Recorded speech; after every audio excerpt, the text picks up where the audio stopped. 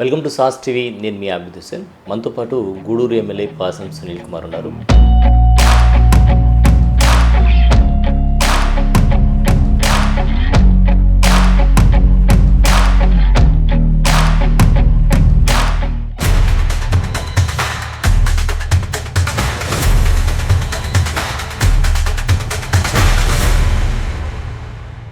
So ఈ రెండేళ్లలో అసలు ఎలాంటి అభివృద్ధి జరిగింది గూడూరులో, అలాగే సూపర్ 6 హామీలు ఏవైతే ఇచ్చారో ఆ హామీలు అమలు చేసినట్టేనా? గూడూరులో దశాబ్దాల కళ రైల్వే ఫ్లైఓవర్ బ్రిడ్జ్, ఇదిగో ఎవరో వస్తారు పూర్తి చేస్తారు అని ఒక ఎమ్మెల్యేకి ఓట్లు వేయడం, ఎమ్మెల్యే గెలవడం, మళ్ళా దాని వైపు చూసేటువంటి పరిస్థితి కూడా లేదు.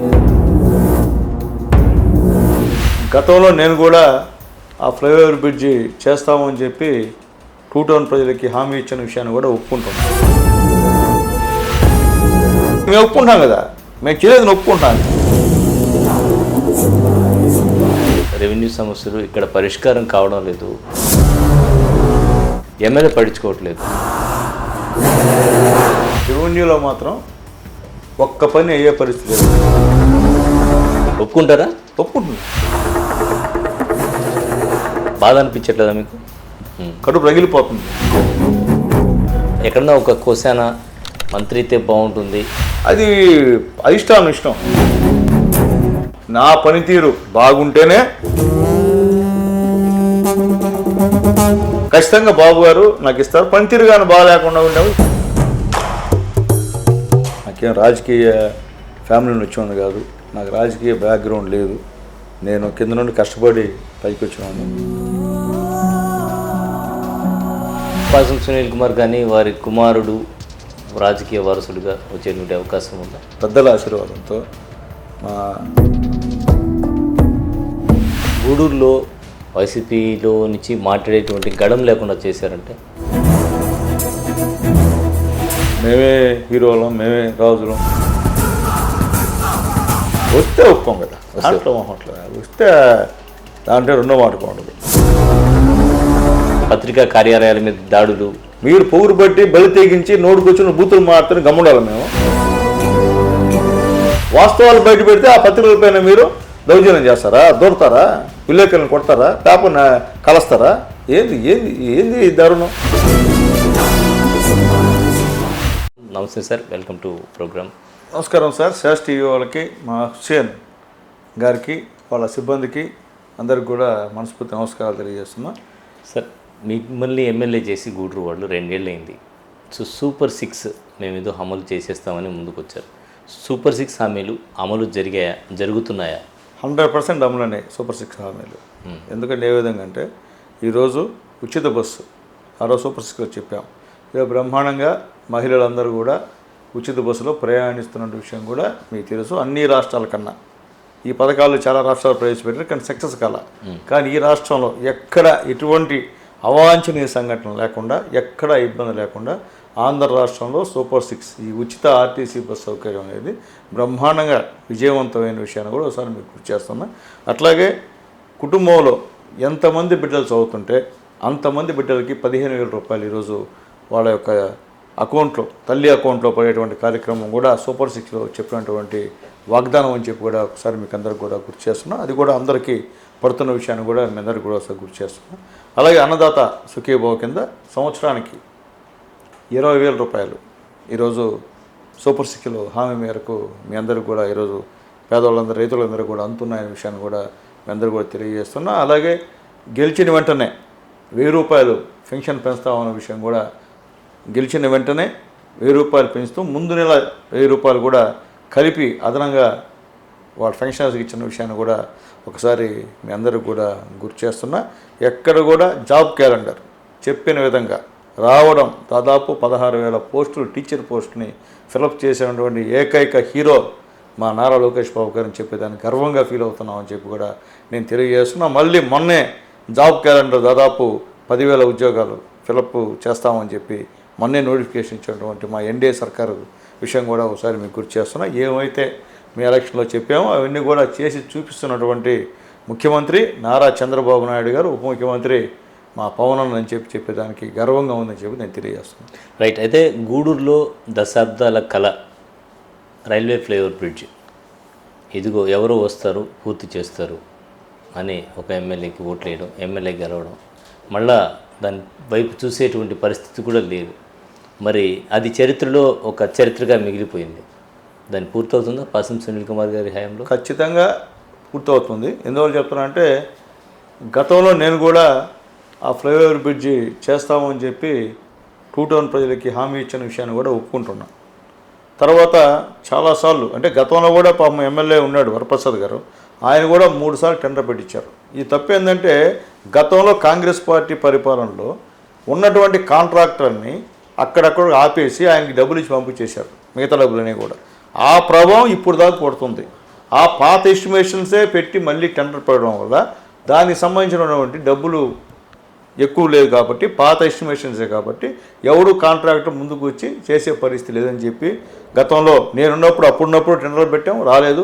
వరప్రసాద్ గారు ఉన్నప్పుడు టెండర్లు పెట్టారు, రాలేదు. అంటే ఏది జరిగినా తప్పు ఏదో ఒక పార్టీ మీద నెట్టేయడమే అంటే లేదు వాస్తవ పరిస్థితి. మేము ఒప్పుకుంటాం కదా, మేము చేయలేదు ఒప్పుకుంటున్నాను, నేను చేస్తున్నాను, నేను గొప్పగా చెప్పుకోవట్లే.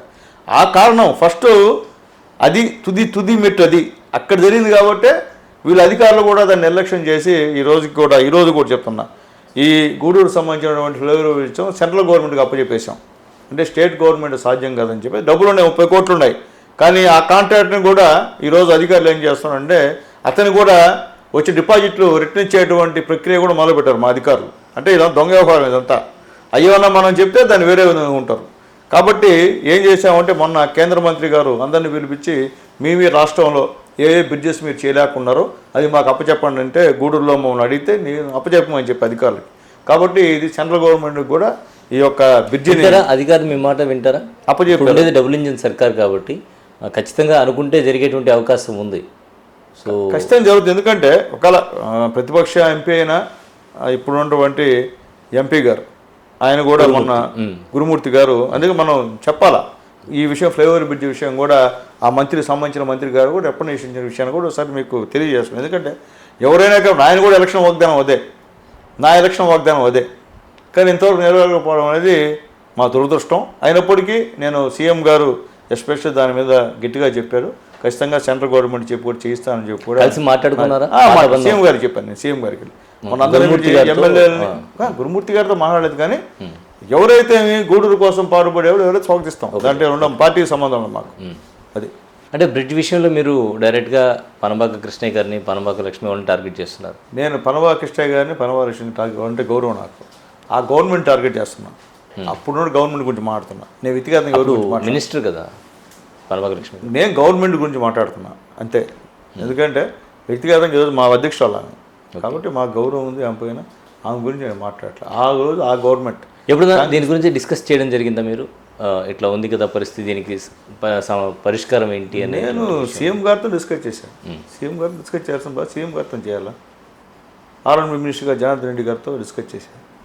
ఎవరైతే చేస్తారో వాళ్ళతో డిస్కస్ చేయాలి. ఈ సమస్య అయితే పాసం సునీల్ కుమార్ ఎలక్షన్కి వెళ్ళే టైంకి పరిష్కారం అవుతుంది. పరిష్కారం అవుద్దని ఆశగా ఉంది, 90% అవుద్ది కూడా అవుతాయి.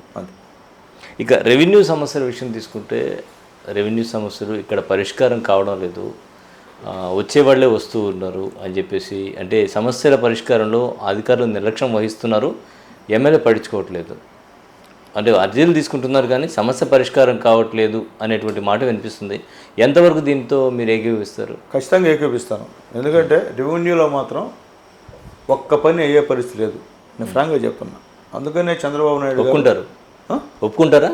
ఒప్పుకుంటున్నా. అందుకనే చంద్రబాబు నాయుడు గారు రెవెన్యూ ఆయన కూడా 2 సార్లు అసహనం వ్యక్తం చేశారు రెవెన్యూ దానిపైన. అప్పుడు P4 అనే కార్యక్రమం పెట్టి దాని ద్వారా మాకు ఒక 5 మంది సిబ్బందిని ఇచ్చి మేము ఎక్కడన్నా ప్రజా దర్బారు పెడితే ఆ యొక్క అర్జీలన్నీ కూడా మేము స్కాన్ చేసి పైకి పంపిస్తున్నాం. అప్పుడు అక్కడ ఉన్నటువంటి ఒక అధికారి ఎవరైతే గవర్నమెంట్ నియమించిందో అతను వాళ్ళతో మాట్లాడి లైజెన్స్ చేసి మ్యాక్సిమం ఏం చేశారు, మీకు పంపించినాం ఈ అర్జీలు, దానిపైన మీ యొక్క స్పందన ఏదని చెప్పి అడిగేదానికి ఒక మంచి కార్యక్రమాన్ని P4 అనే కార్యక్రమాన్ని ఏర్పాటు చేశారు. దాంట్లో కూడా సిబ్బంది ఇదే పని చేస్తూ ఉన్నారు. కాబట్టి వాస్తవంగా అయితే రెవెన్యూ సదస్సులో పెట్టాం. రెవెన్యూ సదస్సులో కూడా అయితే చాలా వరకు పరిష్కారం కాల. ఎందుకంటే గత పాలకులు చేసిన తప్పులు ఎన్ని, రీసర్వే అన్నాడు, రీసర్వేలో నాకు 4 ఎకరాలు ఉంటే 2 ఎకరాలు చూపిస్తాడు, హద్దుల రాయిలో వాళ్ళ ఫోటోలు వేసుకుంటారు. అంటే గత పాలకులు తప్పులు చేశారు, ప్రస్తుత పాలకులు గత పాలకుల పేర్లు చెప్పుకుంటారు. సమర్థించే పరిస్థితి ఇప్పుడు గతంలో చేసినటువంటి వారికి చెప్తూ మేము అటువంటి తప్పులు లేకుండా ఈరోజు చంద్రబాబు నాయుడు గారు రెవెన్యూ మినిస్టర్ గారు అవన్నీ జాగ్రత్త పడుతున్న విషయాన్ని గుర్తు చేస్తాను. అయితే రెవెన్యూ సమస్యలు మాత్రం పేదవాడి విషయంలో న్యాయం అయితే చాలా వరకు జరగట్లేదు. పేదవాడిని తిప్పించుకుంటున్న మాట వాస్తవము.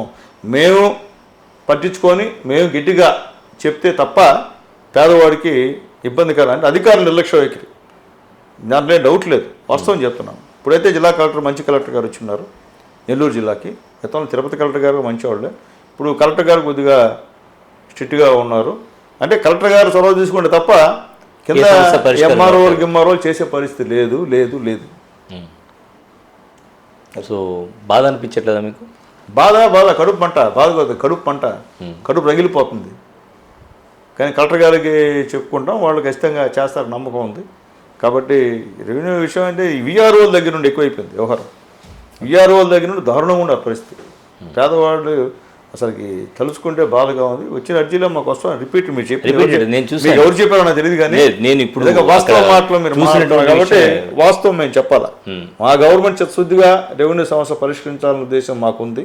అన్నీ కూడా గతంలో జరిగిన తప్పులు జరగకుండా ఈరోజు మా సీఎం గారు మా మంత్రి గారు కూడా ఈరోజు చేస్తూ ఉన్నారు. కాబట్టి రాబోయే రోజుల్లో రెవెన్యూలో కూడా ఇటువంటి లేకుండా ఆకస్మిక తనిఖీలు అని చెప్పి బాబు గారు చెప్పారు.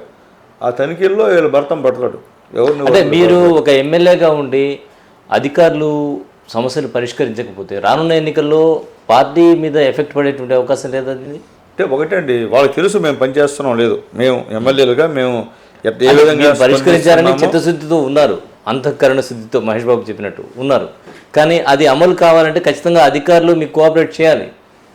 అదే మనం చెప్పాం, బాబు గారికి చెప్పాం, మంత్రి గారికి చెప్పాం. అలాంటి అధికారుల పైన కూడా కంప్లైంట్ చేస్తున్నాం. మంచి అధికారులని వేయించుకునేటువంటి కార్యక్రమం కూడా చేస్తాం త్వరలో. ఇంకొక ప్రధాన సమస్య గూడూరులో టిట్కో హౌసింగ్ ఏదైతే ఇచ్చారో అంతా ఓకే, బాగుంది. కానీ ఇక్కడ గంజాయి ముఠా ఎక్కువ ఉంది, గూడూరులో రౌడిజం ఎక్కువ ఉంది అనేటువంటి మాట వినిపిస్తోంది. ఎంతవరకు నిజం? ఒక ఎమ్మెల్యేగా ఈ విషయం మీ దృష్టికి వచ్చిందా? నా దృష్టికి వచ్చింది. గంజాయి ఉండింది వాస్తవమే, కానీ కొంతవరకు పోలీస్ అధికారులు వాటిపైన చర్యలు తీసుకున్నారు. ఇప్పుడున్నటువంటి మన ఎస్పీ గారు, మహిళా ఎస్పీ గారు చాలా చిత్తశుద్ధిగా బ్రహ్మాండంగా డైనామిక్ లేడీగా ఈరోజు ఆమె పనిచేస్తూ ఉన్నారు. కాబట్టి చాలా వరకు గంజాయి తగ్గిందని అనుకుంటున్నాం, కానీ పూర్తిగా తగ్గల, ఇంకా కూడా ఉంది. మీరు చెప్పిన టిట్కో ఇళ్లలో ఎవరు ఏ ఇంట్లో ఉన్నారో కూడా అర్థం కాని పరిస్థితి. నేను ఆల్రెడీ ఇంతకుముందు కూడా దీనిపైన చెప్పా, ఇక్కడ గూడూరులో పరిస్థితి బాగాలేదు, లా అండ్ ఆర్డర్ కూడా ఇబ్బంది కూడా ఉందని చెప్పా. కాబట్టి మీరు చెప్పిన ప్రకారం ఏంటంటే అవి అంటే 100% ఉండింది, అది ఆల్మోస్ట్ వాళ్ళు తగ్గింది, ఇక కూడా తగ్గాలి పూర్తిగా. ఓకే, ఇక అభివృద్ధి విషయం తీసుకుంటే గూడూరులో జరిగినటువంటి అభివృద్ధి గురించి, అలాగే పాసం సునీల్ కుమార్ ఎమ్మెల్యే అయిన తర్వాత ఈ 2 ఏళ్లలో చేసిన అభివృద్ధి. ఇప్పుడు ముందుగా మా మున్సిపాలిటీ ఎత్తుకుంటే సెంట్రల్ లైటింగ్ ఇచ్చా. నేను మున్సిపల్ చైర్మన్గా 95-2000 ఉన్నప్పుడు సెంట్రల్ లైటింగ్ వేయలేకపోయినా, మళ్ళీ ఎమ్మెల్యేగా 2014లో గెలిచినప్పుడు కూడా సెంట్రల్ లైటింగ్ వేయలేకపోయినా. కానీ ఇప్పుడు ఎన్డీఏ గవర్నమెంట్ వచ్చిన తర్వాత గూడూరులో బ్రహ్మాండమైన సెంట్రల్ లైటింగ్ ఏర్పాటు చేశారు. త్వరలోనే 2 పూటలు నీళ్ళు ఇచ్చేటువంటి కార్యక్రమం కూడా చేస్తూ ఉన్నా గూడూరులో. తర్వాత ఇక్కడ నుంచి ఈ పక్క ఎత్తుకుంటే నిమ్మకాయల కొట్లు దాకా కూడా లైటింగ్, సెంట్రల్ లైటింగ్ వేయించా. ఎక్కడ కూడా చీకటి లేకుండా అన్నీ వేయించారు. అట్లాగే కనెక్టివ్ విలేజెస్ నిన్నే 3 రహదారులని నేను ప్రారంభించా. పురిటిపాలెం ఇంకా ఉన్న దారి అది అంత ఎస్సీ ఎస్టీలు ఉన్నటువంటి దాంట్లో అక్కడ దాదాపు 1,50,00,000 పెట్టి అక్కడ ఒక రోడ్డు ఎన్ఆర్జీఎస్ కింద రోడ్డు కూడా నేను ప్రారంభించా. అలాగే ఇక్కడ గూడూరు మండలంలో కూడా దాదాపు 99 లక్షలతో కూడా ఎస్టీ కాలనీలకి, బాగా గుర్తుపెట్టుకుని ఎస్టీ కాలనీకి ఇంటర్నల్ రోడ్డు ఒకటి కూడా వేయించారు. అట్లాగే ఒక 2 కోట్లు పెట్టి ఇక్కడ గూడూరు మండలంలో గాంధీనగర్ అవతల ఉన్నటువంటి గ్రామంలో కూడా నిన్న రోడ్డు శంకుస్థాపన చేయించారు. అట్లాగే కోట మండలంలో కూడా ఇంటర్నల్ రోడ్లు ఎక్కడెక్కడ ఉన్నాయో అన్నీ కూడా ఆల్మోస్ట్ గతంలో కూడా చేశాం చంద్రబాబు గవర్నమెంట్లో.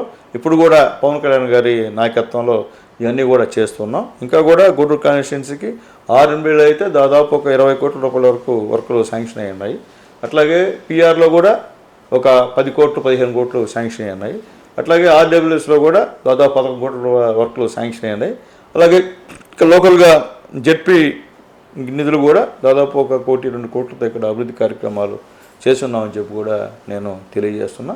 మ్యాక్సిమం ఏంటంటే పోయినసారి బాగా బ్రహ్మాండంగా డబ్బులు ఉంది కాబట్టి చేసాం. ఈసారి గత ప్రభుత్వం వల్ల డబ్బు లేదు ఇక్కడ. అయినప్పటికీ మా ముఖ్యమంత్రి నారా చంద్రబాబు నాయుడు గారు, మోడీ గారి సహాయ సహకారాలతో ఉన్నంతలో మ్యాక్సిమం చేస్తూ వస్తున్నామని చెప్పి తెలియజేస్తున్నాం. అలాగే నా కాన్స్టిట్యున్సీలో మొత్తం కట్లన్నీ కూడా ఆల్మోస్ట్ ఆల్ రిపేర్ చేసామని చెప్పి కూడా తెలియజేస్తున్నాం. అలాగే మొన్న వచ్చిన తుఫానుకు కూడా నిధులు ఇంకా విడుదల కావాలి, అది కూడా విడుదలైన తర్వాత ఆ వర్క్లు కూడా చేయిస్తామని చెప్పి కూడా నేను తెలియజేస్తున్నాను. మ్యాక్సిమం ఎక్కడ అవసరమైతే అక్కడ పనులు చేసేదానికి మేము సిద్ధంగా ఉన్నామని చెప్పి కూడా నేను తెలియజేస్తాను. అలాగే గూడూరులో తీసుకుంటే ఇంతవరకు ఒక పార్క్ లేదు.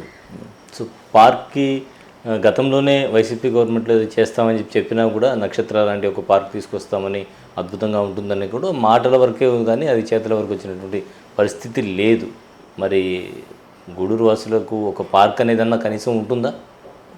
ఖచ్చితంగా అంటే పాత వైసీపీ గవర్నమెంట్ సంగతి మాకైతే చెప్పాల్సిన అవసరం లేదు. ఉత్తమ మాటలు తప్ప ఏం ఆచరణలో ఉండేటువంటి పనులు కాదు. వాళ్ళు ఏం చేసి దచ్చిన లేదు. తట్టని మట్టి కూడా వేసినటువంటి కార్యక్రమం లేదు గత వైసీపీ గవర్నమెంట్ రాష్ట్రం అంతా కూడా. కాబట్టి ఇక్కడ పార్క్ అనేది అవసరం. ఖచ్చితంగా నారాయణ గారితో, మంత్రి నారాయణ గారితో మాట్లాడి ఒక మంచి పార్కుని గూడూరులో డెవలప్. ఎందుకంటే ఒక పార్క్ ఉంటే దాంట్లో మీరు చూశారు బాత్రూమ్లు పెట్టించున్నారు. ఇక్కడ బస్ స్టాండ్లో ఉన్నటువంటి పార్క్ ఏనుగునారెడ్డి పార్కులో దారుణమైన పరిస్థితి, లోపలికి ఒక మందుల షాప్ పెట్టించారు. అంటే గత గవర్నమెంట్ చేసిన అరాచకాలు ఇవన్నీ. ఉన్న చిన్న పార్క్ ఉన్నా కూడా దాన్ని నాశనం చేశారు. ఆడ ఇబ్బంది. మనకున్నది ఇక్కడ ఒక పార్క్ ఉంది, ఆ పార్కుని చేస్తాం. అలాగే ఇక్కడ స్లమ్స్లో కూడా కింగ్ అర్జున్ వాళ్ళలో ఒక పార్కుని డెవలప్ చేస్తున్నాం. ఒక నెల రోజులు అది కూడా కంప్లీట్ అయిపోతుంది. ఇంతకుముందు నేను ఎమ్మెల్యే ఉన్నప్పుడు అరుంధతి వాళ్ళు పరిశ్రమల పార్కుని అభివృద్ధి చేశారు.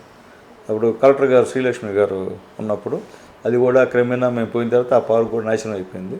అలాగే సొసైటీలో ఎన్టీఆర్ పార్క్ ఉంది, అలాగే సర్వేపల్లి రాధాకృష్ణ గారి పార్క్ ఉంది. ఒకటి ఏదో ఒకటి తీసుకొని మంత్రి నారాయణ గారితో మాట్లాడి ఖచ్చితంగా ఒక పార్క్ని అయితే పీరియడ్లో డెవలప్ చేస్తారా? చరిత్రలో మిగిలిపోతుంది. చరిత్ర కాదు, ఆ చరిత్ర అవసరం మాకు, మా లోకల్ కాబట్టి నేను చేయాల్సిన అవసరం ఉంది. అట్లాగే ముఖ్యంగా మాకు గర్వకారణం ఏంటంటే గూడూరులో అల్లూరు రాజశేఖర స్టేడియం ఉంది. ఆ స్టేడియంలో ఎన్నో సంవత్సరాలు అంటే మ్యాచ్లు అని జరుగుతాయి కానీ ఆ స్టేడియం పట్టించుకోవాలి ఎవరు లేరు. నేను ఎమ్మెల్యే అయిన తర్వాత నా మిత్రుల సహాయ సహకారాలతో, మా రాజా వాళ్ళ సహాయ సహకారాలతో అక్కడ ఓపెన్ జిమ్ ఒకటి ఏర్పాటు చేశాం, పెన్వర్ వాళ్ళ కంపెనీ సహాయ సహకారాలతో. తర్వాత గ్యాలరీ చూడండి ఒకసారి ఎట్లుందో, ఒక గ్యాలరీని ఏర్పాటు చేశాం. తర్వాత అక్కడే ఇంకొక జిమ్ లోపల అదొకటి ఏర్పాటు చేశాం. తర్వాత డిస్ట్రిక్ట్ కలెక్టర్ గారిని అడిగి హాస్పిటల్ నుంచి ఒక గోడ ఉంటే ఆ గోడలో మురికి నీళ్ళని కూడా గ్రౌండ్లోకి వచ్చేటువంటి కార్యక్రమం, ఆ కొత్త గోడను నిర్మాణం చేశాం.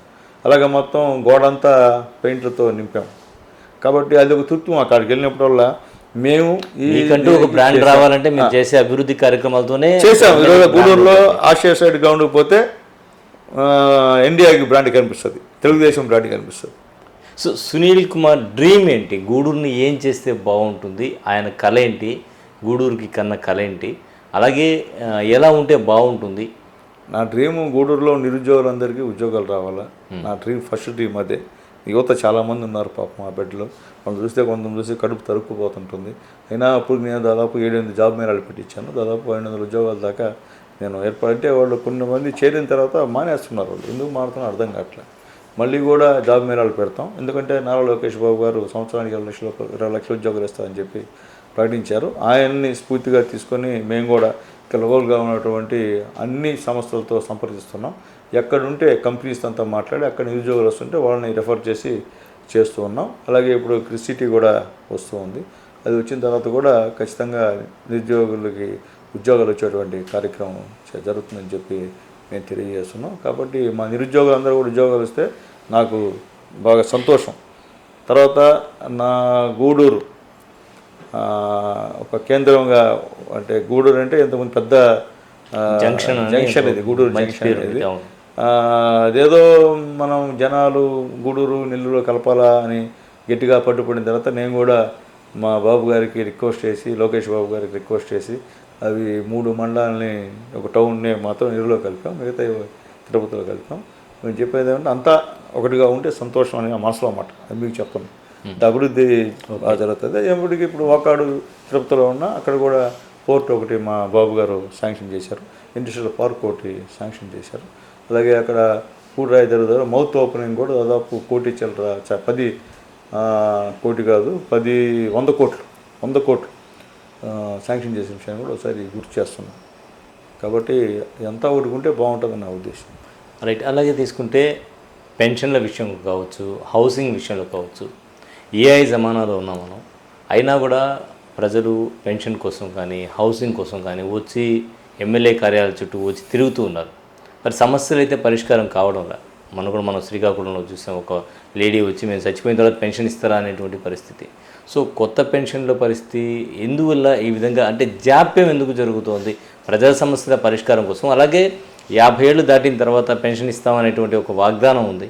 ఈ వాగ్దానాన్ని ఎప్పుడు అమలు చేస్తారా? అది కూడా అంటే ఒకటి నెక్స్ట్ జమానాలో మనం చరిత్రగా చెప్పాలి. విషయం ఏంటంటే ఈరోజు ఆంధ్రప్రదేశ్లో ఇచ్చినటువంటి పెన్షన్లు ఈ దేశంలో ఏ రాష్ట్రంలో ఇవ్వడం లేదు. అది ఇందులో 15,000 రూపాయలు పెన్షన్ ఇస్తున్నాం పూర్తిగా బెడ్ రెస్ట్ వాళ్ళకి. కానీ ఇది వాగ్దానం చేసినారు. చెప్తాను అంటే ముందు చెప్పింది వినాలి, చేసింది చెప్పాలి కదా, చెప్పకుండా మేము చేయకూడదు కదా. ఈరోజు పెన్షన్స్ ఇస్తున్న రాష్ట్రం అంటే మన ఆంధ్రప్రదేశ్. ప్రతి నెల 1వ తేదీ ఒక సండే అయితే ముందు రోజే ముఖ్యమంత్రి గారితో సహా ప్రజల్లోకి వెళ్ళి ఎమ్మెల్యేలు అందరూ కూడా ఖచ్చితంగా ఉదయాన్న 6:30-7 గంటలకల్లా ప్రజల ముందుకు వెళ్ళి వాళ్ళతో మాట్లాడి పెన్షన్ డిస్ట్రిబ్యూట్ చేస్తున్నాం. మా ముఖ్యమంత్రి గారు ఒకటే చెప్పారు, పవన్ కళ్యాణ్ గారు కానీ ముఖ్యమంత్రి గారు లోకేష్ బాబు గారు, దీంట్లో చాలా ఫంక్షన్స్ తప్పుడు ఫంక్షన్స్ ఉన్నాయి.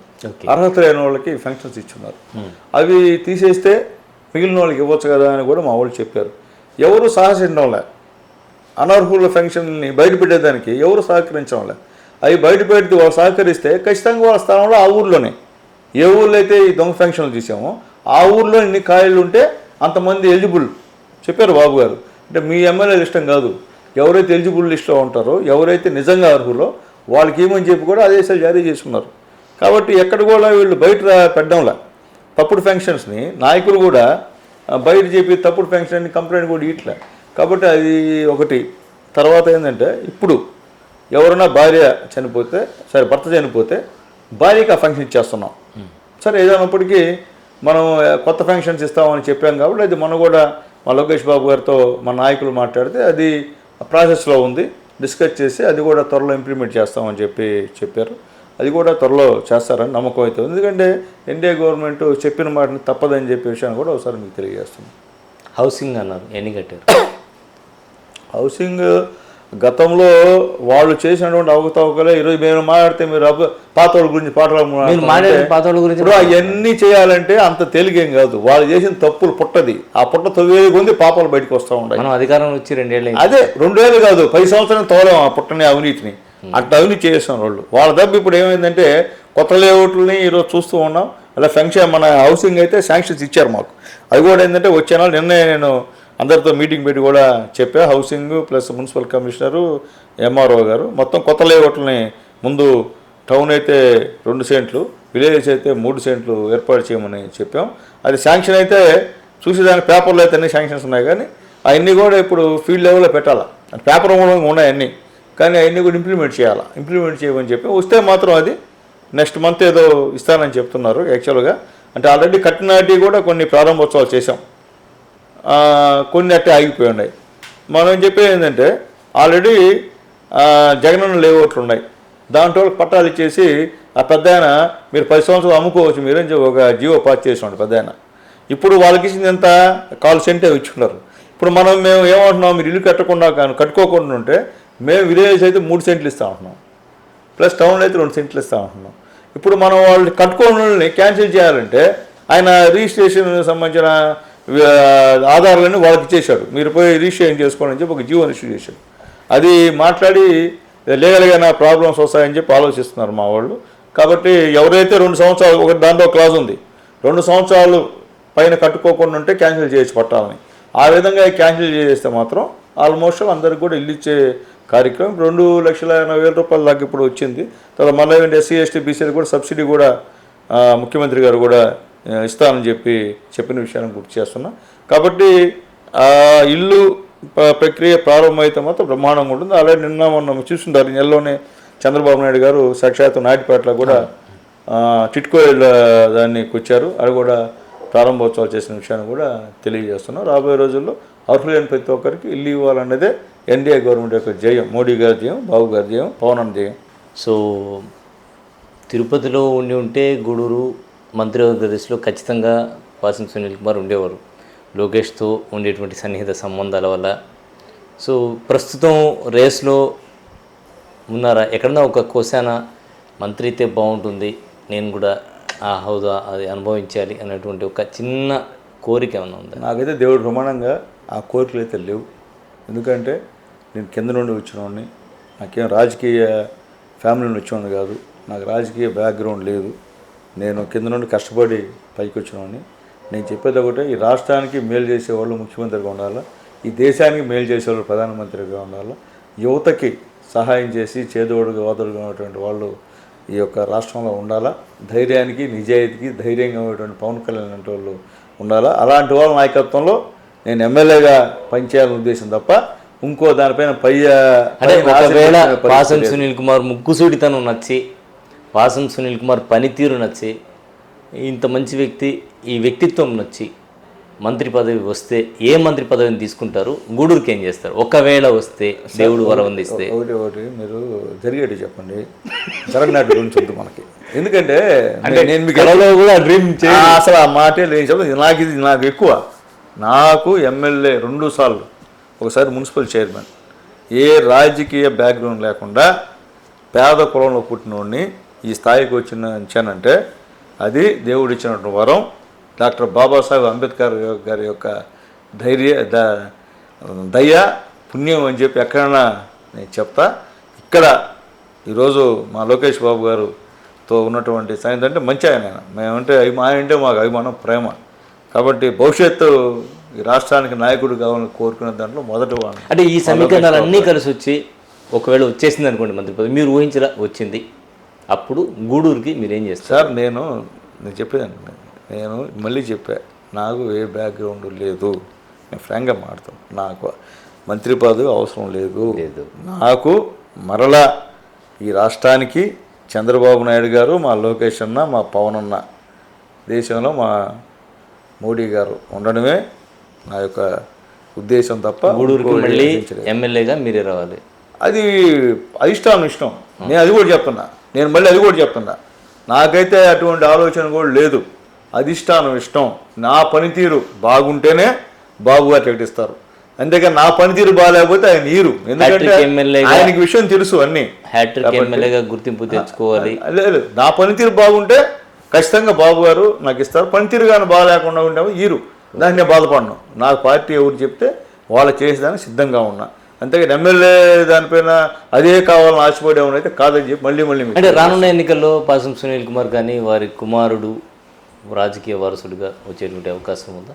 నా కుమారుడు దేవుడి దయ వల్ల కొంతమంది పెద్దల ఆశీర్వాదంతో, నేను అది చెప్తున్నా, పెద్దల ఆశీర్వాదంతో, మా గంగాప్రసాద్ గారు, మా నారాయణ, మా రవిచంద్ర ముగ్గురు ఆశీర్వాదంతో నా బిడ్డ ఎండి పూర్తి చేశాడు. ఇప్పుడు సూపర్ స్పెషాలిటీ జాయిన్ అయ్యాడు. ఒక మంచి డాక్టర్గా పేదవాళ్ళకి, నిరుపేదలకు పనిచేయాలని చేసిన తప్ప రాజకీయాల్లోకి తీసుకురావాలని చేసిన అయితే నాకు లేదు. గూడూరులో ఆసుపత్రుల విషయం తీసుకుంటే ఏమన్నా ప్రత్యేకంగా ఆసుపత్రి అభివృద్ధికి చర్యలు ఏమైనా చెప్పడం జరిగిందా? ఇక్కడ గూడూరు హాస్పిటల్కి ఎత్తుకుంటే గతంలో నేను శాసనసభ్యుడిగా ఉన్నప్పుడు డయాలసిస్ సెంటర్ తీసుకొచ్చాం చంద్రబాబు నాయుడు గారి పుణ్యాన. తర్వాత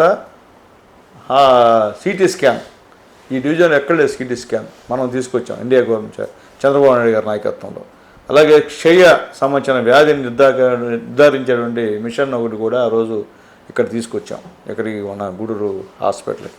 తర్వాత కొత్త హాస్పిటల్ కూడా నిర్మాణం జరుగుతుంది, కొద్దిగా చిన్న ప్రాబ్లమ్స్ ఆగి ఉంది, అది కూడా కొత్త హాస్పిటల్ కూడా త్వరలో ఓపెన్ చేస్తామని నేను తెలియజేస్తాం. ఇటీవలే మన హాస్పిటల్లో ఈ బాత్రూమ్స్ అవి బాగాలేకపోతే మా నెల్లూరు జిల్లా కలెక్టర్ గారు 30 లక్షల రూపాయలు కూడా శాంక్షన్ ఇచ్చిన విషయాన్ని కూడా నేను తెలియజేస్తాను. హాస్పిటల్ కమిటీ చైర్మన్ని నేనే. కాబట్టి ఈరోజు ఎన్ని ఖాళీలు ఉంటే అన్ని ఖాళీలు కూడా పూర్తిగా 1-2 తప్ప అన్నీ అది ఫిలప్ చేసినటువంటి మా మంత్రి ఆరోగ్య శాఖ మినిస్టర్ గారికి కూడా ధన్యవాదాలు తెలియజేస్తున్నాం. ఖచ్చితంగా హాస్పిటల్ విషయంలో నేను జాగ్రత్తలు తీసుకుంటాను. ఎందుకంటే మా ఇంట్లో అమ్మ, మా నాన్న హెల్త్ డిపార్ట్మెంట్లో సూపర్వైజర్గా ఉన్నారు. అమ్మ హెల్త్ మినిస్టర్, నాన్న హెల్త్ సూపర్వైజర్, హెల్త్ ఇన్స్పెక్టర్ నాన్న. కాబట్టి హాస్పిటల్ అంటే ఒక ఇష్టం నాకు. కాబట్టి మ్యాక్సిమం ఉన్నంత వరకు నేను పేదవాళ్ళకి అందుబాటులో ఉండే విధంగా, పేదవాళ్ళకి ఆ సేవలు అందే విధంగా చూసేదానికి ప్రయత్నం చేస్తాం. అంటే ఎమ్మెల్సీ బల్లి కళ్యాణ్ చక్రవర్తి సహకారం మీకు ఏ విధంగా ఉంటుంది? ఎక్కువగా ఆయన గూడూరు మీద కంటే నెల్లూరులోనే తిరుగుతుంటారు. గూడూరులో జరిగేటువంటి కార్యక్రమాల్లో ఆ ప్రయారిటీ తగ్గుతుందా, లేకపోతే ఎందువల్ల ఆయన ఎక్కువగా నెల్లూరులో జరిగే కార్యక్రమాల్లో కలెక్టరేట్లో అక్కడక్కడ తిరుగుతుంటారు, కానీ గూడూరులో జరిగేటువంటి కార్యక్రమాల్లో అంతగా కనబడరు? ఇప్పుడు ఒకటి ఇస్తాను గారు, ఇప్పుడు వాళ్ళ నాన్నగారి దగ్గర పనిచేశాను నేను. తుక్కా ప్రసాద్ గారు ఎమ్మెల్యేగా మంత్రిగా ఉన్నప్పుడు నేను మున్సిపల్ చైర్మన్. మాకు రిలేషన్ బాగానే ఉంటుంది, కళ్యాణ్తో కూడా రిలేషన్ బాగానే ఉంటుంది. కానీ ఆయన ఎమ్మెల్సీ అయినారు, నేను ఎమ్మెల్యే అయినాను. అంటే నా పరిధి నాది, ఆయన పరిధి అయింది. పరిధులు దాటం. వ్యక్తిగతంగా అయితే అన్నదమ్ములు కానీ ఎక్కువగా ఉంటాం, అంతేగాని అన్నదమ్ముల సాన్నిధ్యం అంతే ఉంది. ఖచ్చితంగా ఉంది, దాంట్లో డౌటే ఉంది, దాంట్లో డౌట్ లేదు. నో డౌట్ లేదు. ఊళ్ళో లేని పగా ప్రతీకారం మాకెందుకండి, మా ఇద్దరికి. సాధారణంగా పార్టీ కార్యాలయం వేరే ఉంటుంది, క్యాంపు ఎమ్మెల్యే క్యాంపు కార్యాలయం కొంత ప్రజలకు అందుబాటులో ఉంటుంది. మరి కొంచెం సందుల్లో పెట్టినట్టున్నారు పార్టీ క్యాంపు కార్యాలయం. అదే సొసైటీ వారికి రిక్వెస్ట్ చేస్తాను. అంటే మీరు కొత్త కాబట్టి ఇది ఇప్పుడు కాదు, ఇది గతంలో అన్న నందమూరి తారక రామారావు గారు పార్టీ పెట్టినప్పటి నుంచి ఇదే తెలుగుదేశం పార్టీ ఆఫీస్. అప్పట్లో రాపూర్ శాసనసభ ఎమ్మెల్యేగా మీరు రోడ్డు మీద పెట్టుకుంటే ఇంకా బాగుంటుంది కదా, ప్రజలు రాకపోకలకి. దానికి ఎమ్మెల్యే క్యాంప్ అంటే ఇది సెంటర్, ఇది పేదవాళ్ళు నివసించడం గమలపాలెం, ఆ పక్కన హరిజనపాలెం, ఆ పక్కన అరుంధతిపాలెం, ఆ పక్కన ఎస్టీ కాలనీ. ఇది పేదవాళ్ళకి సెంటర్. ఇది Telugu Desam party SC ST BC మైనార్టీల పార్టీ కాబట్టి వీళ్ళకి అనుకూలంగా ఉండాల్సిన అవసరం ఉంది కాబట్టి ఇక్కడ పెట్టాం. ఇదే చిన్నది కాదు, ఇదే చిన్న పార్టీ, చిన్న ఇంత పెద్ద ఆఫీస్ ఎక్కడ లేదు. ఎక్కడ చూసుకోండి, ఇంత ఆఫీస్ ఆడ ఉందేమో, జిల్లాలో ఉంది ఇంత పెద్ద ఆఫీసు చూసుకోండి, లేదు. కాబట్టి ఇక్కడైతే అందరికి అందుబాటు, ఏం జరిగినా ఇక్కడికి వచ్చి మనల్ని అప్రోచ్ చేయటువంటి పరిస్థితి. ఇక్కడ సిబ్బంది కూడా అంతమంది పెట్టాం. సిబ్బంది దాదాపు మా ఆఫీసులో పనిచేసే వాళ్ళు 20 మంది ఉన్నారు. ఎవరు వచ్చినా పేదవాళ్ళ అర్జీలు తీసుకొని నాకు సాయంత్రం ఇన్ఫర్మేషన్ ఇచ్చి వాళ్ళకి ఏం అవసరం ఉంటే మనం చేసేటువంటి ఖచ్చితంగా చేసేటువంటి కార్యం. కాబట్టి ఇక్కడ నుంచి మారిన కొద్దిగా ఇబ్బందికర పరిణామం అయినప్పటికీ ఇప్పుడు కొత్తగా తెలుగుదేశం పార్టీ ఆఫీస్కి స్థల సేకరణ కోసం ఎంఆర్ఓ గారికి లెటర్ ఇచ్చాం. రోడ్డు పక్కనే ఇవ్వమని చెప్పి కూడా అడిగాం, అది కూడా చూస్తున్నాం. చూసిన తర్వాత అక్కడ పార్టీ ఆఫీస్ కడతాం. అంటే ఎమ్మెల్యే కార్యాలయం సమస్యల పరిష్కారం కోసం ఎమ్మెల్యే కార్యాలయంలో అడుగు పెడితే సమస్య పరిష్కారం అవుతుందా? అంటే మ్యాక్సిమం అంటే చిన్న సమస్యలు అయితే చిన్న సమస్యలు అయిపోతాయి, కానీ కోర్టు వివాదాలు కావు. కోర్టు వివాదాలు అవ్వకపోతే మాకు సంబంధం లేదు. ఇప్పుడు కోర్టు వివాదాలకు వస్తారు, అవి చేయాలంటే మన వాళ్ళు కాదు. ఏదన్నా వాస్తవంగా ఉండి వస్తే ఖచ్చితంగా చేస్తాం. ఏదన్నా సీఎం రిలీఫ్ ఫండ్లు ముఖ్యమంత్రి నారా చంద్రబాబు నాయుడు గారు పెద్ద ఆయన పోయినసారి 9 కోట్లు ఇచ్చాడు నా నియోజకవర్గానికి. ఇప్పుడే 2 సంవత్సరాలకు 6 కోట్లు ఇచ్చాడు. ఇప్పుడే కూడా సీఎం రిలీఫ్ ఫండ్లు పంచి బయటకు వస్తున్నాయి. ఇప్పుడు ఎందుకు చెప్తున్నానంటే ఖచ్చితంగా ఈరోజు పేదవాడికి సీఎం రిలీఫ్ ఫండ్ చాలా అవసరం. గత ముఖ్యమంత్రి ఒక్క పైసా కూడా ఇచ్చినట్టు దాఖలాలు లేవు. వాస్తవం చెప్తున్నా. అంటే ముఖ్యమంత్రి ఈ లేదంటే ఆ నాయకులు చేయకే పని గతంలో కూడా. ఈరోజు ఆ పరిస్థితి కాదు. మేము పేదవాడికి సాయం చేస్తున్నాం. చదువుకోని పేదవాళ్ళు ఉన్నప్పుడు ఆ సిస్టమ్స్ అయినాక మేము ఇకపోయినా వీళ్ళని అడిగిపిస్తున్నాం. అలాగే ట్రైసైకిల్స్ చేయిస్తున్నాం. త్వరలో కూడా సిఎస్ఆర్ నిధుల కింద దాదాపు ఒక 70 లక్షల సైకిల్ కూడా కొనుగోలు పెట్టినాం, ఆర్డర్ పెట్టినాం. అవి వస్తే ఈ పక్క ఎవరైతే రైతులు క్రిసిటీకి భూములు ఇచ్చారో ఆ సంబంధించి చిలకూరు మండలం ముందుగా ప్రయారిటీ కోట మండలాలు కూడా సైకిల్ పంచేదానికి కూడా ఒక నెలాఖరు లోపల అవి కూడా. ఇంకా పాఠశాలలో మౌలిక సదుపాయాల కల్పన విషయంలో అన్నీ ఉన్నాయా? లోకేష్ బాబు గారు వచ్చిన తర్వాత బ్రహ్మాండంగా మిడ్ డే మీల్స్ రుచికరంగా ఉంది. నిజంగా మహిళలు కూడా అంత బ్రహ్మాండం చేయరు. ఎందుకంటే ఆయన సిస్టమ్, ఆయన ఆ మంత్రిత్వ శాఖ తీసుకోవడమే ఒక ఛాలెంజ్. ఈరోజు ఆయన కాబట్టి అన్ని వేల టీచర్ పోస్టులను ఫిలప్ చేశాడు. ఇంకెవరైనా చేశారా చెప్పండి? ఎవరైనా చేయగలిగారా? ఎంతమంది కోర్టుకు వెళ్ళారో ఆ కోర్టులన్నీ కూడా అధిగమించి ఆయన ఈరోజు చేశారు. ప్రతి స్కూల్లో కూడా బ్రహ్మాండంగా ఈరోజు ఉంది. ప్రతి టీచర్ కూడా బ్రహ్మాండంగా బిడ్డలకి చదువు చెప్తున్నారు. ప్రతి స్కూల్లో కూడా మౌలిక సదుపాయాలు, ఎక్కడ లెట్రిన్స్ కావాలన్నా, అలాగే ఈ ప్రహరీ గోడలు కావాలన్నా, బిల్డింగ్ పైన ఇంకొక అదనంగా బిల్డింగ్ వేయాలన్నా కూడా శాంక్షన్స్ ఇచ్చి బ్రహ్మాండంగా చేస్తున్న విషయం కూడా చేస్తున్నారు. అలాగే ముఖ్యంగా తల్లిదండ్రులను బిడ్డలు గౌరవించాలా అనే ఉద్దేశంతో వాళ్ళకు కూడా ఒక మీటింగ్ పెట్టి, తల్లిదండ్రుల మీటింగ్ పెట్టి పిల్లల చేత తల్లిదండ్రులకు పూజలు చేయించేటువంటి కార్యక్రమం కూడా మా లోకేష్ బాబు గారు చేస్తున్నందుకు మనస్ఫూర్తిగా ఆయనకి తల్లులు తండ్రులు ధన్యవాదాలు, ఆయన పూర్తి ఆశీర్వాదాలు ఆయన ఈరోజు ఇస్తున్నారు. నిరాజనలు పొందుతామని చెప్పి ఒకసారి నేను తెలియజేస్తున్నాను. ఈ కొత్త సాంప్రదాయం అంటే ఒక ప్రాంత ఎమ్మెల్యే ఇంకో ప్రాంత ఎమ్మెల్యే ఏరియాకి రావడం, అభివృద్ధి పనుల్లో పాల్గొనడం ఇప్పుడు కూడా చూసాం మనం.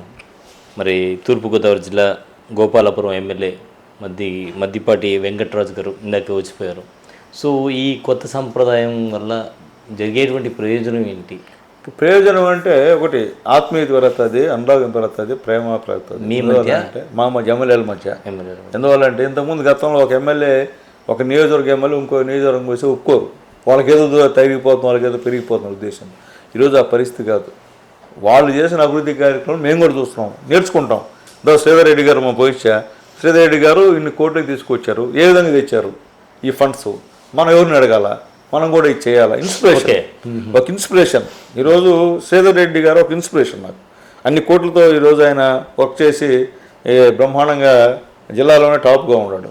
కాబట్టి అలాంటి వాళ్ళ దగ్గరికి వెళ్ళి నేర్చుకోవడం కూడా మంచిదనే ఉద్దేశం. అలాగే ఈరోజు వెంకటరాజు గారు వేరే పని మీద వస్తే ఇక్కడికి వచ్చారు కాబట్టి ఒకసారి రాండి సార్ అంటే వెంకటరాజు ఏమంటే ఎమ్మెల్యే కాకముందు నుంచి మా పార్టీ కార్యక్రమాలు చూస్తున్నాడు ఆయన. సీఎం గారి దగ్గర 3.5 సంవత్సరం ఆయన సీఎం గారి దగ్గర ఉన్నారు సొంతంగా. కాబట్టి గతంలో కూడా మాకు అబ్జర్వర్గా చాలాసార్లు వచ్చారు ఆయన. కాబట్టి ఆ సంబంధం ఒక మంచి వ్యక్తి, ఒక విషయ పరిజ్ఞానం ఉన్నటువంటి ఎమ్మెల్యే ఆయన. కాబట్టి వచ్చాడు కాదు గౌరవంగా రాండి సార్ కొద్దిగా సీఎం రిలీఫ్ ఫండ్ పంచుదాము అనేటువంటి దాంతో పిలిచిన తర్వాత అందరూ కూడా అంటే ఆయన తెలుసు, చాలామందికి తెలుసు, సీనియర్స్కి అందరికి కూడా వచ్చారు. ఒక వాతావరణాన్ని కల్పించాడు. అసలు ఏంది సీఎం రిలీఫ్ ఫండ్ అయితే అంటే ఎల్లకాలం సునీల్ కుమార్ సోచి చెప్పుకుంటే అది బాగుండదు కదా. కొత్త వాళ్ళు వచ్చి కూడా దాని గురించి ఇంపార్టెన్స్, సీఎం రిలీఫ్ ఫండ్ ఎంత కష్టం తీసుకురావాలంటే, ఎంత డబ్బులు ఉంటే సీఎం రిలీఫ్ ఫండ్ పేదవాడికి ఇస్తున్నాడు అనేటువంటి ఆ గుణం కూడా కావాలి కదా నాయకుడికి. ఆ గుణం ఉన్న నాయకుడు మా చంద్రబాబు నాయుడు గారు. కాబట్టి ఆయన నుంచి కూడా చక్కగా ఆయన ప్రసంగించాడు. ప్రజలు కూడా చాలామంది అర్థం చేసుకున్న విషయం కూడా. అలాంటి వాళ్ళు వస్తే మాకు మధ్య కొద్దిగా బంధం గట్టిగా ఉంది. అంటే ఎక్కడ ఈర్ష్య, ఈగోలు తావు లేకుండా ఉండేటువంటి మంచి కార్యక్రమం ఇతర నియోజకవర్గ ఎమ్మెల్యేలు మా నియోజకవర్గంలో ఆహ్వానించడం. ఒక మంత్రులనే కాదు, ఎమ్మెల్యేలు కూడా ఆహ్వానించేస్తే ఇంకా మంచిది.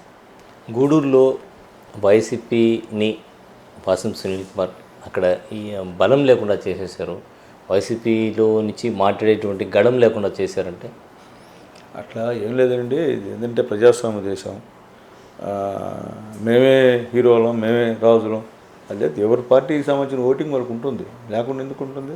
ఒకవేళ ఇప్పుడు ఊరికే తాత్కాలికంగా ఉండొచ్చు, కానీ రేపు ఎలక్షన్ ఏమికి వస్తే అది కూడా మూమెంట్కి వచ్చేస్తుంది, రాకుండా పోదు. అంతేగాని అక్కడ మనం ఒక విమర్శించడం కాదు, కానీ మా పార్టీ చేస్తున్న కార్యక్రమాలు మేము నయానా భయానా అక్కడ ఎవరు కూడా నాయకులు కార్యకర్తలు ఎవరు మాట్లాడకుండా. అట్లా సునీల్ కుమార్ భయాలు పెట్టే మనిషి కాదు, సునీల్ కుమార్ నయాలు చేసే మనిషి కాదు. నేను ఎవరితోన్నా ఫ్రెండ్లీగా ఉంటా. ఏదైనా రాజకీయ పరంగా వచ్చినప్పుడు మా నాయకుడిని వాళ్ళు విమర్శిస్తే ఖచ్చితంగా మొహట్లేదు, ఎంత పెద్దోడైనా విమర్శిస్తా. దాంట్లో ముదిగారాలు ములాజులు లేవు. మా జోలికి రాకుండా మా పార్టీ నాయకుల జోలికి రాకుండా మేము కూడా జోలికిపోం, అవసరం లేదు మాకు. మేము అట్లా పగలు వస్తే ఒప్పుకోం కదా, దాంట్లో మొహట్లేదు. వస్తే దాంట్లో రెండో మాటకు ఉండదు. సో చివరిగా ఏంటంటే ఏది జరిగినా ఇటు కానీ అటు కానీ ఫైనల్గా వాళ్ళు టార్గెట్ చేసేది ఇప్పుడు జర్నలిస్టులని. ఒకవైపు పత్రికలు అమ్ముడుపోయాయని, మరోవైపు పత్రికా విలేకరుల మీద కేసులు పెడతాము అనేంత రేంజ్లో కూడా వెళ్ళిపోతున్నారు. సో ఈ పరిస్థితి గూడూరులో ఉందా? మరి జర్నలిస్టుల మీద ఈ విధంగా ఒక చదువుకున్న వ్యక్తిగా మీరు చెప్పండి, ఇది కరెక్టేనా? ఎక్కడ ఏ తప్పు జరిగినా కూడా దానికి కారణం విలేకరుల మీద నెట్టేయడం. విలేకరి మనం పొగుడుతూ రాస్తే మంచివాడు, మనకు వ్యతిరేకంగా రాస్తే ఇంకా వాడి సంగతి చూస్తాం. ఒకటండి, పత్రికా కార్యాలయాల మీద దాడులు, పత్రికా కార్యాలయాల మీద దాడులని పూర్తిగా ఖండిస్తున్నాం. ఆంధ్రజ్యోతి పేపర్ మీద వాళ్ళు నిన్న చేసిన దౌర్జన్యం చాలా అన్యాయం. మళ్ళీ ఈరోజు కూడా ఏదో అక్కడ కూర్చొని ధర్నా చేయాలని చెప్పారు. ధర్నా చేయడం అనేది మంచి పత్రికల మీద, న్యాయమైన పత్రికలు ఉన్న వాస్తవాలను ప్రజల్లోకి తెలిపే పత్రికల పైన మీరు ధర్నాలు చేయకూడదు. చేయాలనుకుంటే మీ పత్రిక పైన చేయండి. మీరు సాక్షి పత్రిక మీద సాక్షి కార్యాలయం ధర్నాలు పెట్టండి. అవి పెట్టకుండా వాస్తవ పరిస్థితులు ప్రజలకి చెప్పి ప్రజల చేత ఏదైతే అన్యాయం గురయ్యారో దానికంటే ప్రతీకారం తీర్చుకొని 11 సీట్లు ఇచ్చారు మీకు. అదే ఈ పత్రికలే కారణం, గుర్తుపెట్టుకోండి. వాస్తవాలు చెప్పిన పత్రికలు ఇవన్నీ, జ్యోతి పేపర్ కానీ ఈనాడు పేపర్ కానీ ఇవన్నీ కూడా వాస్తవాలు చెప్పిన పత్రికలు. ఇప్పుడు రాధాకృష్ణ గారిని మీరు పోయి నేను చెప్తాను, తప్పుడు చెప్పకూడదు, కానీ ఇంతమంది పోయినా భయపడేవాడు కాదు, అర్థమైందా? అంత తేలిగా జర్నలిజం వచ్చిన వాళ్ళు నీ ఊరికి ఉడతా బెదిరింపులు భయపడేవాళ్ళు కాదు, గుర్తుపెట్టుకోండి. నువ్వు అందరినీ చేస్తావు, టీవీ ఫెయిల్ పైన పెడతావు, జ్యోతి వాళ్ళ పైన పెడతావు, ఈనాడు పైన పెడతావు. గతంలో అవినీతి ఆరోపణలు అనుకోండి, ఎవరి మీద ఆరోపణ వచ్చింది, వాళ్ళు పక్కన కన్సర్న్ అధికారిని పెట్టుకొని ఇది కాదు, ఇది నిజమైన డాక్యుమెంట్, ఇది చూడండి నేను అట్లా చేయలేదని తను నిజం చూపించుకునేవాడు. ఇలా జరగలేదు, ఇది నిజం, ఇది వాస్తవం అనేటివి. ఇప్పుడు అలా కాదు, డైరెక్ట్గా పత్రికల మీదే కేసులు బనాయిస్తాం అనే విధంగా మాట్లాడడం అనేది తప్పు కదండి. పత్రికల మీద ఉన్న వాస్తవాలు రాస్తుంటారు. ఇప్పుడు అదే మాకు వాళ్ళకి తేడా ఏంటంటే, చంద్రబాబు నాయుడు గవర్నమెంట్లో ఈయనంతా మా బాసు అంబేద్కర్ రాజ్యాంగం అని చెప్తాడు. సరే ఓకే, అంబేద్కర్ పెద్ద ఆయన, మేధావి, ప్రపంచ మేధావి, రాజ్యాంగాన్ని రాశాడు. కానీ అవతల లేదు కదా. గత 5 సంవత్సరాలు మీరు అంబేద్కర్ రాజ్యాంగాన్ని చేయలే కదా. ఆంధ్రప్రదేశ్లో మీ సొంత రాజ్యాంగాన్ని చేసుకున్నారు. మా నాయకుడు వచ్చిన తర్వాత మీ పైన అక్రమ కేసులను పెట్టాడా? మీరు పొగురు పట్టి బలి తెగించి నోటుకొచ్చిన బూతులు మారుతుని గమ్ముండాలి మేము. చెప్పండి, మీకేం అంత బలుపు ఎందుకుంటే మీకు ఏమంత బలుపు? మీ నోటి విషయం తప్పుడు కూతులు, ఆడవాళ్ళని తప్పుడు కూతులు, సాక్షాత్తు 3 సార్లు 4వసారి సీఎం నోటుకొచ్చిన మాట్లాడడం, మా లోకేష్ బాబు గురించి మాట్లాడడం, మా పవన్ కళ్యాణ్ గారి గురించి మాట్లాడడం, ఏం పొగురా మీకు? అంత పొగురా? ఏం మీకు కూడా తల్లిదండ్రులు లేరా? మీకు నేర్పలేదా? సాంప్రదాయాలు లేవా మీకు? అంటే మా నాయకుడు ఏం చెప్తారు మాకు? మీరు పద్ధతిగా మాట్లాడండి, జాగ్రత్తగా మిమ్మల్ని సస్పెండ్ చేస్తా అంటే ఉదాహరణ చెప్తున్నా. భారతమ్మ గారి గురించి ఎవరో పెట్టారని చెప్పి తెలుగుదేశం సస్పెండ్ చేశాడు, కేసు పెట్టించాడు మా నాయకుడు. మీరేం చేస్తారు? మీ కార్యకర్తలకి రెచ్చగొడతారు, వాళ్ళని పెట్టేయండి, వీళ్ళపై చేయండి అని. అంటే ఏంటంటే సంస్కారం అడ్డొస్తుంది మాకు. మా నాయకుడు కూడా మేము చంద్రబాబు నాయుడు గారికి మేము పెద్ద ఆయన చెప్పకూడదు, కానీ మనం ఇట్టున్నా కానీ మనకి ప్రమాదమే వీళ్ళు. ఈరోజు ఏం రాశాడు? మీరు ఏందో రాజధాని పేరు వక్రంగా మాట్లాడితే దాని గురించి రాశాడు రాధాకృష్ణ గారు. తప్పేముంది? రాస్తారు. మీ పత్రికలు ఎట్లా రాస్తారు? మీ పత్రిక వాళ్ళని ఇప్పుడు మేము మీరు ధర్నాలు పెట్టామా? మీ పత్రికలు కలిసినామా? మేము మీ పేరుని దౌర్జన్యం చేసామా? చెప్పండి. ప్రజాస్వామ్యం నిరసన తెలియజేసింది దేనిపైన? పన్ను జరగ నిరసన తెలియజేయండి, ప్రజలకు అన్యాయం చేసిన నిరసన తెలియజేయండి. వాస్తవాలు బయట పెడితే ఆ పత్రికలపైన మీరు దౌర్జన్యం చేస్తారా? దూరతారా? విలేకరులను కొడతారా? పేపర్ని కలుస్తారా? ఏంది ఏంది ఏంది దారుణం? ఏంది అరాజకం? ఏంది రౌడీజం? 2 సంవత్సరాలకి మీద రౌడీజం మీరు అంటే మహిళలు కించపరుస్తూ రాశారు అనేది అక్కడ ఏం రాశారండి? మహిళలు కించపరుస్తూ చదవండి ఒకసారి. ఏం రాశారు? ఈరోజు మీరు మాట్లాడింది ఈరోజే మాట్లాడింది ఈరోజు తిరుపతిలో ఎట్లా మాట్లాడింది ఆమె మహిళ కదా, ఆమె మాట్లాడచ్చా? చెప్పండి. మీకు ధర్మం, మాకు ధర్మమా? మేమేమన్నా మహిళలు మాట్లాడితే ఇట్లా మాట్లాడితే తెలుగుదేశం మళ్ళీ అంటే మీరు మాట్లాడచ్చా మా నాయకుల్ని? మీకు లేదా న్యాయం? సో ఇక గూడూరులో అయితే అటువంటి పరిస్థితి లేదు, అందరూ విలేకరులందరినీ ఒకటండి. గూడూరులో మేమంతా ఎప్పుడు కూడా పరీక్ష చేయము. అట్టని గూడూరులో కూడా వాళ్ళు కూడా ఏమంత పరిస్థితి లేదు. ఒకటితో చిన్న కూడా ఉంటాడు, లేకుండా ఉండు. అందరూ మేము పవిత్రులు అని చెప్పడంలే. ఉంటారు, మా పక్క ఉంటారు, వాళ్ళ పక్క ఉంటారు. కానీ అలాంటివి లేకుండా మేము చూసుకుంటాం, దాంట్లో డౌట్ లేదు. అంటే వ్యక్తిగతంగా దోషం అనేది మంచి పద్ధతి కాదు రాజకీయాల్లో. అది మంచి పద్ధతి కాదు, అది శ్రేయస్కరం కాదు. ఎందుకంటే జనాలకి జవాబుదారీతనం చెప్పాలా. మమ్మల్ని ఎమ్మెల్యేలుగా మమ్మల్ని గుర్తించున్నారు, ఎమ్మెల్సీలుగా మమ్మల్ని గుర్తించున్నారు. మేము జనాలకు రెస్పాన్సిబిలిటీ. అంతేగాని వ్యక్తిగత తగాదాలు పెట్టుకొని మేము బూతులు మాట్లాడడం లేదా ఇంకోటి దౌర్జన్యాలు చేయడం అది మంచి పద్ధతి కాదు. చివరిగా రానున్న 3 ఏళ్లలో అంటే 2.5 సంవత్సరం ఉంటుంది అనుకుంటా. ఈ 2.5 సంవత్సరంలో మీరు ప్రజలకు ఏం చేయబోతారు? సార్, ఏమైతే హామీలు ఇచ్చామో చంద్రబాబు నాయుడు గారు ఏ హామీలు అయితే ఇచ్చారో మేమైతే ప్రజలకి హామీలు ఇచ్చామో ఆ హామీలు నెరవేర్చేందుకు ఖచ్చితంగా కృషి చేస్తాం. నేను చేయలేని కూడా ఒప్పుకుంటాం. మేము చెప్పాము, చేయలేకపోయినా ఒప్పుకుంటా. దాంట్లో ఏం రెండో మాట కూడా లేదు. ఎక్కడ కూడా చేయనాటి మేము చేస్తామని చెప్పేటువంటి మనస్తత్వం నాకు లేదు. దానివల్ల నష్టం జరిగినా నేను ఓకే, దాన్ని సిద్ధపడను. కాబట్టి ప్రజలకు చెప్పిన మాటని చేసేదానికే నేను ఉన్నా. దానికోసం మా నాయకుల్ని పదే కలుస్తూ ఉంటా, నమస్కారాలు పెడుతుంటా, చేతులు పట్టుకుంటా, అవసరమైతే కాళ్ళు పట్టుకుంటా, బతిలాడుకుంటా, ఏడ్చుకుంటా. నా గూడూరు ప్రజలకి ఏమేమి కావాలో అది ఇచ్చేంత వరకు నేనైతే మా నాయకుల్ని కలుస్తూనే ఉంటానని చెప్పి నేను తెలియజేస్తాను. రైట్ సార్, చాలా ధన్యవాదాలు ఈరోజు మా కోసం ఇంత సమయాన్ని వెచ్చించినందుకు. సో మొత్తానికి గూడూరు నియోజకవర్గం అభివృద్ధి కోసం అవసరమైతే నేతల కాళ్ళు పట్టుకోవడానికి కూడా సిద్ధమే, కానీ నాకు కావాల్సింది గూడూరు అభివృద్ధి అంటున్నారు. సో రాజకీయ వారసులు అయితే ఎవరు కూడా రాజకీయాల్లోకి అయితే ఎవరు రారు, నా వారసుడు అని చెప్పి కరాఖండిగా చెప్పేశారు పర్సన్స్. మరి థర్డ్ టైం ఏదైనా పార్టీ తనను ఆదేశిస్తే మరోసారి ఎమ్మెల్యేగా పోటీ చేయడానికైతే నేను సిద్ధమని చెప్తూ ఉన్నారు. ఇది బట్టి ప్రత్యేక ఇంటర్వ్యూ. మరో ఇంటర్వ్యూలో మళ్ళీ కలుద్దాం. అంతవరకు సార్ నమస్కారం. నమస్కారం సార్. నమస్కారం సార్. సార్ టీవీ నమస్కారం.